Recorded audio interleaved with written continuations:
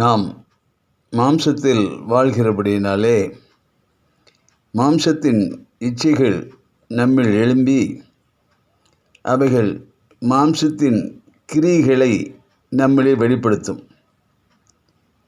அந்த மாம்சத்தின் கிரியைகளெல்லாம் நாம் நம்மிலிருந்து அகற்றி போடும்படிக்கு தேவனுடைய ஆவியினாலே நிரம்பினவர்களாய் அந்த மாம்சத்தின் கிரியைகள் மேலே நாம் ஜெயம் எடுக்க முடியும். மாம்சத்தின் கிரியைகள் வெளியரங்கமாய் காணப்படும்.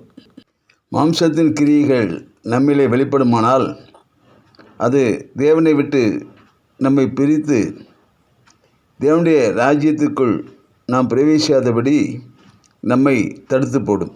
மாம்சத்தின் கிரியைகளான விக்கிரக ஆராதனை, காமவரி, பகைகள், பில்லிசூனியம், விரோதங்கள், வைராக்கியங்கள், கோபங்கள், சண்டைகள், பிரிவினைகள், மார்க்க பேதங்கள், பொறாமைகள், கொலைகள், வெறிகள், களியாட்டங்கள் போன்றவைகளிலே நாம் சிக்கிக்கொள்ளாமல் கிறிஸ்துவின் ஆவியுடையவர்களாய் இவைகளிலே நாம் ஜெயமெடுக்கும்போது நாம் தேவனுடைய பிள்ளைகளாக, தேவனுடைய நாமத்தை மகிமைப்படுத்துகிறவர்களாக, தேவனுடைய சித்தம் செய்வர்களாக காணப்பட்டு பூமியிலே வாழ்கிற நாட்களிலெல்லாம் தேவனை மகிமைப்படுத்தி இந்த பூமியிலே ஓட்டத்தை முடித்து நாம் பரலோக ராஜ்யத்திலே தேவனோடு கூட நித்தியமாய் வாழக்கூடிய மாபெரும் சிலாக்கியத்தை